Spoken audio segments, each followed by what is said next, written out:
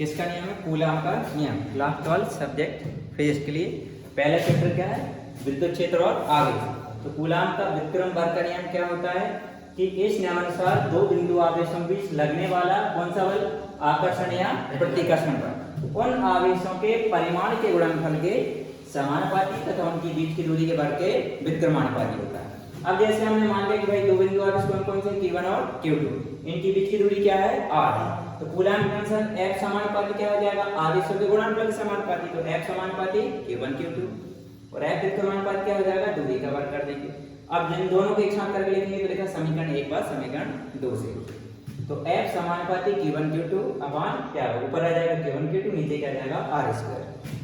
जैसे हमने ये समानुपाती का चिन्ह हटाया, एक नियतांक क्या लग जाएगा? K। तो ये जो K है, जहाँ K एक समानुपाती नियतांक है जिसका मान माध्यम और मापन पद्धति पर निर्भर करता है। तो सबसे पहले हम किसके लिए लिखेंगे? सीजीएस पद्धति में किसके लिए? वायु या निर्वात के लिए। तो वायु निर्वात के लिए K का मान कितना होता है? 1 होता है। ठीक है, वायु निर्वात के लिए K का मान 1 होता है। अब हमने क्या लिखा? समीकरण 1 में समीकरण 3 में किसकी वैल्यू रख देंगे? K की। तो K का मान इसमें 1 रख दिया और बल का मान क्या लिख दिया? डायन। अब हम आते हैं SI पद्धति में किसके लिए? वायु या निर्वात के लिए। K का मान कितना होता है? 1/4 पाई एप्सिलॉन नॉट। और इतने पूरे की वैल्यू याद रखना कितना होता है? 9 × 10⁹ ये क्या चीज है? Epsilon not. समीकरण 3 में वैल्यू पुट कर रहे हैं हम। तो ये जो समीकरण 3 है, यहाँ पर K को हटा के K की वैल्यू पहले क्या रखी? 1/4 पाई एप्सिलॉन नॉट। और बाकी इसको हम जैसे का तैसे लिख देंगे। इसको हमने क्या लिखा? Q1 Q2 अपान में r²। तो यहाँ बल का मात्रक क्या होता है? न्यूटन। ऐसे ही पद्धति में बल का मात्रक क्या होता है? न्यूटन। इसको हम ऐसे लिख सकते हैं, यहाँ F इक्वल इस 1/4 पाई एप्सिलॉन नॉट की वैल्यू लग तो क्या होता है? 9 × 10⁹ बाकी को सेम लिखा Q1 Q2 अपान r²। ये हो गया। ठीक है, अब हम इसी में एक क्वेश्चन जुड़ा आता है कि कूलाम का व्युत्क्रम बल का नियम लिखिए तथा इसके आधार पर एकांक आवेश को परिभाषित कीजिए। किसको परिभाषित करना है? एकांक आवेश को। एकांक आवेश नाम से स्पष्ट है। एकांक मतलब जिसका मान कितना रहता है? 1 होता है। उस आवेश को हमको क्या करना है बेटा? परिभाषित करना है। तो हम इस कूलाम के नाम से डायरेक्ट ये लिख देंगे, फिर इसके आधार पर हम एकांक आवेश को परिभाषित करेंगे।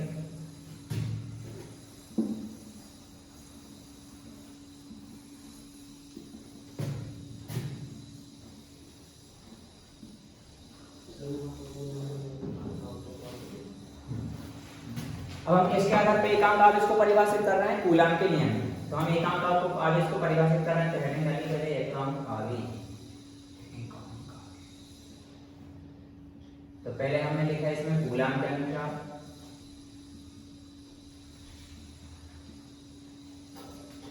या फिर इसके आगे भी लिख सकते हैं, हम जानते हैं। तो हमको क्या माना होगा? कुछ देर पहले पढ़ा था, ये वाला फार्मूला लिखेंगे F इक्वल 9 × 10⁹ Q1 Q2 अपान r²। इसको समीकरण 1 दे दिया। अब हम ऐसी वैल्यू पुट करेंगे कि Q का मान कितना मिल जाए? 1 मिल जाए। तो यहाँ पर हम लिखेंगे माना F की वैल्यू मानेंगे कितनी? F के सामने जितना नियतांक दिया है इसको लिखेंगे 9 × 10⁹ न्यूटन। और ये दोनों Q और Q1 है, ये दोनों आपस में बराबर होंगे। और किसके बराबर होंगे? Q के। मतलब हम Q1 की जगह भी Q लिखेंगे और Q2 की जगह भी Q लिखेंगे। और R की वैल्यू कितनी पुट कर देंगे? 1 मीटर। ठीक है, ऐसा ही पद्धति में दूरी का मात्रक क्या होता है? मीटर। ये दोनों वैल्यू, तीनों वैल्यू कहाँ रखेंगे? समीकरण 1 में। तो लिखा समीकरण 1 से। तो F को हटा के F की वैल्यू पुट की 9 × 10⁹ इक्वल में 9 × 10⁹ Q1 की जगह क्या लिखना है हमको? Q, Q2 की जगह भी Q अपान क्या? R का बस। ये इससे कितनी बार कैंसिल? एक बार। तो 1 इक्वल Q का Q में इंटू क्या होगा? Q²। 1 के स्क्वायर 1 होगा, हटा दिया अपन ने। अपान में 1 के स्क्वायर 1 होगा, हटा दिया उसके लिए। तो यहाँ देखो हमारे पास Q कितना मिल जाएगा? इक्वल में +-1 स्क्वायर हटाएंगे तो +-√1 आएगा। 1 का अंडर रूट कितना आता है? 1 होता है। तो देखो Q की वैल्यू कब बनाई? जब दो समान आवेश समान भी रहेंगे और कैसे रहेंगे? परिमाण में बराबर भी रहेंगे। समान और बराबर। समान मतलब समान आवेश रहेंगे, मतलब दोनों पे या तो प्लस प्लस रहेगा या दोनों पर माइनस माइनस। ठीक है, और उनकी बीच की दूरी कितनी रहेगी? 1 मीटर। तब इनके बीच में कितने का बल लगेगा? 9 × 10⁹ अब यहाँ सोचने वाली बात है कि यहाँ आकर्षण लगेगा या प्रतिकर्षण बल। अब दोनों कैसे हैं? समान आवेश हैं, तो समान आवेश में क्या लगता है? प्रतिकर्षण बल। तो 9 × 10⁹ न्यूटन बल का कौन सा बल लगेगा? प्रतिकर्षण बल लगेगा। यहाँ पर ये भाषा बनी कि एकांक आवेश वह आवेश है, या फिर क्या लिखेंगे, जब दो बराबर तथा समान आवेश वायु या निर्वात में 1 मीटर की दूरी पर स्थित हों तो वो एक दूसरे को 9 × 10⁹ न्यूटन बल से प्रतिकर्षित करते हैं, तो ऐसे आवेश को क्या कहते हैं, एकांक आवेश कहते हैं। समझ में आ गया? आ गया? ठीक है। अब हम पढ़ेंगे बेटा, आवेश है तो आवेश के कारण क्या बनेगा, विद्युत क्षेत्र बनेगा। तो यहाँ पर हम परिभाषा पढ़ेंगे विद्युत क्षेत्र।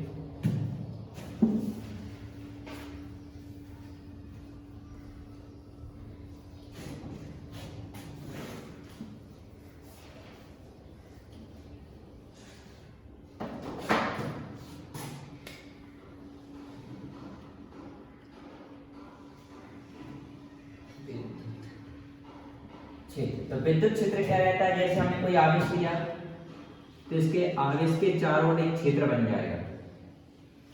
ठीक है, जैसे हम जिस क्षेत्र में रहते हैं, जैसे हमने कहा भोपाल में रहते हैं, तो भोपाल में क्या हो जाएगा कि भोपाल के एक अपना क्षेत्र रहेगा, उसके चारों ओर तक उसका क्षेत्र घिरा हुआ रहेगा, जहाँ तक उसके प्रभाव को हम अनुभव करते हैं।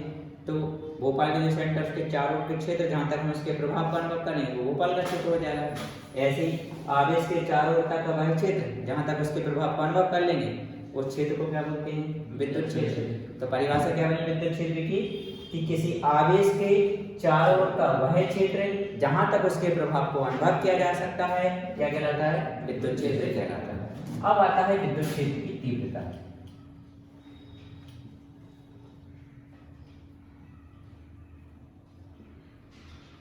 विद्युत क्षेत्र की तीव्रता, तो इसको याद रखना, विद्युत क्षेत्र की तीव्रता को किससे प्रदर्शित करते हैं, ई से। विद्युत क्षेत्र की तीव्रता किससे प्रदर्शित करते हैं, ई से। तो ये जो हमको चारों क्षेत्र जो मिला था उस क्षेत्र को क्या बोलते हैं, विद्युत क्षेत्र। ये पूरा का पूरा क्या चीज है, विद्युत क्षेत्र है। यदि हम इस विद्युत क्षेत्र में कोई क्या रख दे, Q0, Q0 क्या कहलाता है, परीक्षण या एकांक आवेश, परीक्षण या एकांक आवेश। मतलब ऐसा आवेश रहता है जिसके कारण विद्युत क्षेत्र प्रभावित नहीं होता। यदि हम किसी विद्युत क्षेत्र में परीक्षण या एकांक आवेश रखेंगे तो उस विद्युत क्षेत्र के कारण उस पर जो बल लगता है उसी बल को क्या बोलते हैं, विद्युत क्षेत्र की तीव्रता। तो परिभाषा क्या हुई कि विद्युत क्षेत्र में स्थित परीक्षण या एकांक आवेश पर लगने वाले बल को विद्युत क्षेत्र की तीव्रता कहते हैं। तो विद्युत क्षेत्र की तीव्रता को किससे प्रदर्शित करते हैं, ई से। माना कि किसी विद्युत क्षेत्र में परीक्षण आवेश Q0 रखा है और इसको लगने वाला बल F हो, तो विद्युत क्षेत्र की तीव्रता का फार्मूला क्या हो जाएगा, F/Q0। ये किसका सूत्र बन गया, विद्युत क्षेत्र की तीव्रता। एक बार और समझ लो, विद्युत क्षेत्र की तीव्रता की परिभाषा क्या होती है कि विद्युत क्षेत्र में स्थित परीक्षण या एकांक आवेश पर लगने वाले बल को विद्युत क्षेत्र की तीव्रता कहते हैं। विद्युत क्षेत्र की तीव्रता किससे प्रदर्शित करते हैं, ई से। यदि विद्युत क्षेत्र में स्थित परीक्षण आवेश कौन हो, Q0 हो, और इसको लगने वाला बल क्या हो, F हो, तो E बराबर क्या हो जाएगा, F/Q0। अब इसका मात्रक लिखना है। E का मात्रक मतलब विद्युत क्षेत्र का मात्रक, E का SI मात्रक, SI मात्रक लिखना है इसका हमको। तो बल का मात्रक क्या रहता है, न्यूटन अपान आवेश है, आवेश का मात्रक क्या रहता है, कूलम। आवेश का मात्रक क्या रहता है, कूलम। तो विद्युत क्षेत्र की तीव्रता का SI मात्रक क्या बन गया, न्यूटन प्रति कूलम। और यदि इसी का कौन सा मात्रक लिखना हो हमको, CGS मात्रक, E का CGS मात्रक। CGS मात्रक क्या हो जाएगा, बल का CGS मात्रक क्या रहता है, डाइन, और कूलम का क्या हो जाएगा, स्थिर कूलम। सही ना है, ठीक। अब इसके बाद ये ध्यान रखना, विद्युत क्षेत्र की तीव्रता जो है एक ऐसी राशि, एक सदिश राशि जिसकी दिशा एकांक आवेश पर लगने वाले बल की ओर होगी। किसकी ओर होगी, जिस दिशा में बल लग रहा है उसी दिशा में क्या रहेगा, विद्युत क्षेत्र की तीव्रता की दिशा। ठीक है, अब हम इसका विभेद सूत्र और निकाल लेते हैं, किसका, विद्युत क्षेत्र की तीव्रता का विभेद। तो ये सूत्र याद रखना, इससे हमको विद्युत क्षेत्र की तीव्रता का बन जाएगा।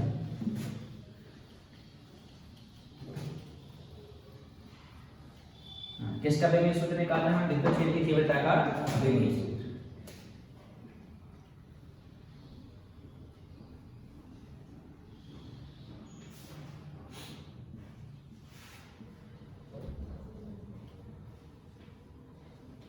विद्युत क्षेत्र की तीव्रता का हम विभेद सूत्र बनाना है। तो विभेद सूत्र में हमने पहले, चूंकि हमको फार्मूला क्या मालूम है, E = F/Q0।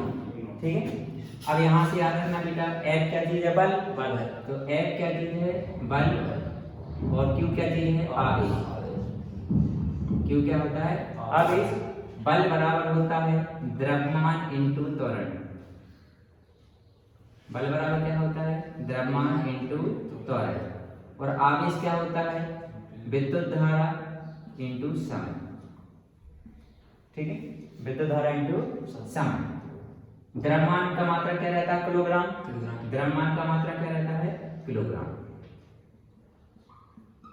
इंटू त्वरण का मात्रा याद रखना बेटा, क्या होता है बेटा? वेग में परिवर्तन बटा समय। वेग में परिवर्तन रहता है समय के सापेक्ष, तो क्या हो जाएगा? मीटर प्रति सेकंड। देखो बेटा, वेग का मात्रा होता है, वेग का सूत्र रहता है दूरी बटे समय। तो इससे इसका सूत्र बना क्या? इकाई क्या बनी? मीटर प्रति सेकंड। और यदि त्वरण का यदि हम बनाएं तो त्वरण बराबर क्या होता है? वेग में परिवर्तन अपन में क्या जाता है? समय। तो वेग में परिवर्तन तो मतलब वेग की इकाई, वेग की इकाई क्या रहती है? मीटर प्रति सेकंड। समय की इकाई क्या होती है? सेकंड। इसका मात्रा क्या हो जाएगा? मीटर प्रति सेकंड स्क्वायर। तो हम इसको ऐसे लिख सकते हैं, मीटर नीचे सेकंड प्लस का ऊपर जाके माइनस का। तो त्वरण का मात्रा क्या हो जाएगा? मीटर सेकंड की पावर माइनस, ये होगा। अपन में धारा का क्या मात्रा रहता है? एम्पियर। समय का मात्रा क्या रहता है? सेकंड, ये रहता है।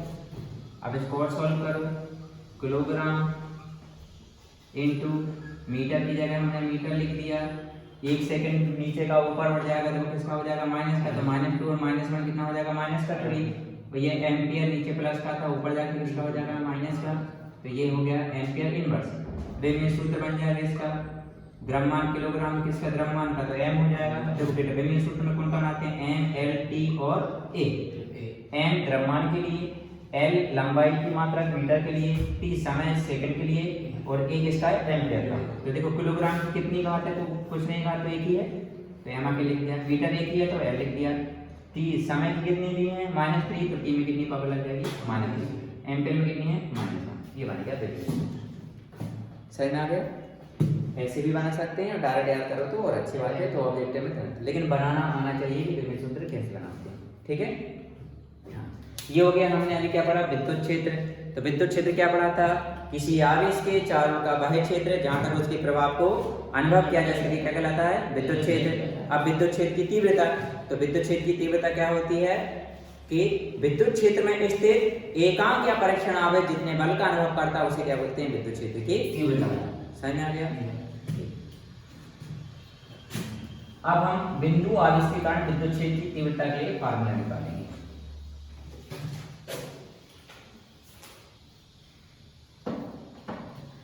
तो अगला क्वेश्चन क्या है? बिंदु आवेश के कारण विद्युत क्षेत्र की तीव्रता।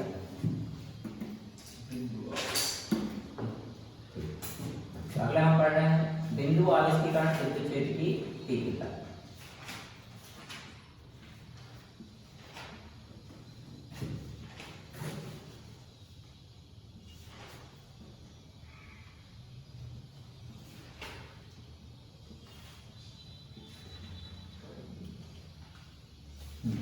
तो क्वेश्चन क्या आएगा? बिंदु आवेश के कारण विद्युत क्षेत्र की तीव्रता के लिए व्यंजक ज्ञात कीजिए।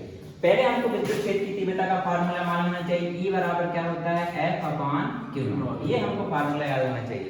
मात्रा भी याद होना चाहिए बेटा। बल का मात्रा क्या रहता है? न्यूटन। आवेश का मात्रा क्या रहता है? कूलम। तो विद्युत क्षेत्र की तीव्रता का मात्रा क्या हो गया? न्यूटन प्रति कूलम।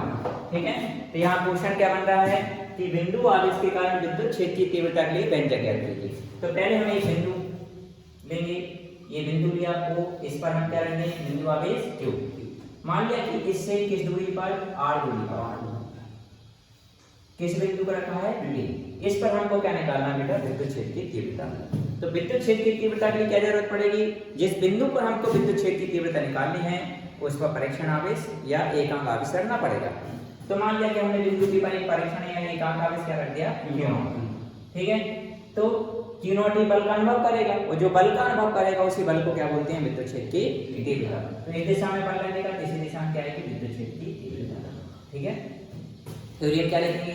देखो एक बिंदु O है जिस पर बिंदु आवेश क्या कर रहा है? प्लस की। इससे किस दूरी पर, r दूरी पर। बिंदु P पर हमको क्या निकालना है, विद्युत क्षेत्र की तीव्रता। तो अपन मान लेंगे कि माना कि बिंदु P पर को क्या रखा हुआ है, परीक्षण आवेश।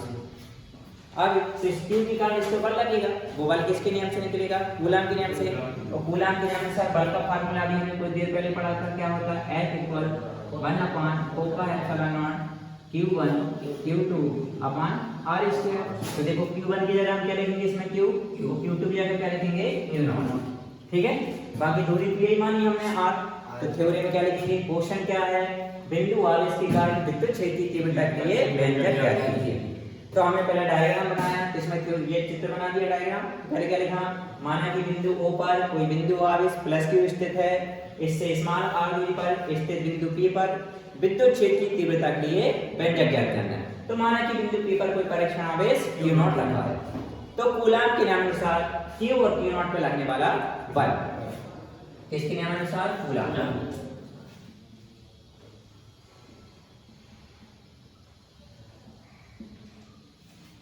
तो कूलम के नियमानुसार इन दोनों के बीच क्या बल लगेगा, F इक्वल 1/4πε0। सबसे पहले कौन आएगा, Q1 की जगह क्या लिख दिया Q, फिर कौन आया Q2 की जगह क्या लिखा Q0 अपान में दूरी का स्क्वायर, दूरी क्या है r स्क्वायर। ये तो आ गया बल।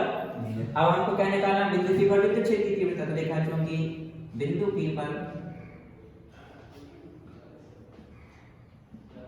विद्युत क्षेत्र की तीव्रता, तो बिंदु P पर विद्युत क्षेत्र की तीव्रता क्या हो जाएगी, E बराबर क्या होता है फार्मूला, F/Q0।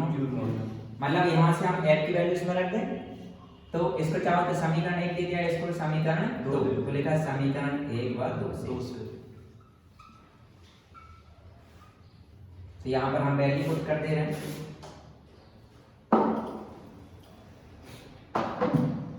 ध्यान देखिए, इस E को अपन ने E लिखा, ठीक है, इक्वल में F लिखा है, F को हटा के हमें ये वैल्यू रखना है। F की वैल्यू क्या है, 1/4πε0 Q0 अपान में R। इसके होल अपान में क्या है Q0, तो अपान में क्या लिख दिया Q0 से Q0 कैंसिल, तो E इक्वल बन गया 1/4πε0 क्या बचा Q अपान R स्क्वायर। ये बन गया हमारा एक आवेश मतलब बिंदु आवेश कारण विद्युत क्षेत्र की तीव्रता। मात्रा क्या रहता है, न्यूटन प्रति कूलम। हम इसका आंसर लिख सकते हैं E इक्वल 1/4πε0 है, इसका मात्रा, इसकी वैल्यू कितनी होती है 9 × 10⁹ Q अपान R स्क्वायर न्यूटन प्रति कूलम। ये आ गया बिंदु आवेश कारण विद्युत क्षेत्र की तीव्रता। जब भी हमें किसी एक आवेश कारण विद्युत क्षेत्र की तीव्रता निकालनी हो तो ये रहेगा, ठीक है। अब ध्यान रखना बेटा, विद्युत क्षेत्र की तीव्रता कैसी राशि रहती है, सदिश राशि। तो इसमें प्लस Q या माइनस Q के कारण ये विद्युत क्षेत्र की तीव्रता R दूरी पर सूत्र यही रहेगा, ठीक है, R दूरी पर सूत्र यही रहेगा। लेकिन सदिश राशि है तो इसमें प्लस Q या माइनस Q नहीं लिखा जाता, इसमें दिशा बताई जाती है कि किस दिशा में विद्युत क्षेत्र की तीव्रता है, ठीक है। हाँ, एक और बात यहाँ से नोटिस करने वाली बात है इस फार्मूले से, ये जो फार्मूला बना है इसको देखो, ये जो विद्युत क्षेत्र की तीव्रता है ये तो क्या चीज है, नियतांक है। हम नियतांक कब लगाते हैं, जब समानुपाती का चिन्ह हटाते हैं। तो यदि हम समान नियतांक को हटा दें तो समानुपाती का चिन्ह लग जाएगा। तो यहाँ देखो E समानुपाती से नियतांक को हटाया, क्या आ गया Q अपान R स्क्वायर। मतलब E किसके समानुपाती रहती है, आवेश की। मतलब जितना ज्यादा आवेश रहेगा विद्युत क्षेत्र की तीव्रता उतनी ही ज्यादा रहेगी। ये नीचे है, इसका मतलब विद्युन्मानुपाती। तो E किसके विद्युन्मानुपाती होती है, दूरी के वर्ग। किसी भी बिंदु आवेश के कारण, एक आवेश के कारण विद्युत क्षेत्र की तीव्रता कितनी रहेगी, उसकी दूरी के वर्ग के विद्युन्मानुपाती। ये ऑब्जेक्टिव में वर्तुल यूनिट पेश में ज्यादातर आता है। किसी बिंदु आवेश के कारण, एक आवेश के कारण किसी दूरी r पर विद्युत क्षेत्र की तीव्रता E विद्युन्मानुपाती R स्क्वायर, ठीक है। मतलब बिंदु आवेश के कारण विद्युत क्षेत्र की तीव्रता दूरी के वर्ग के विद्युन्मानुपाती होता है। सही में आ गया, ठीक।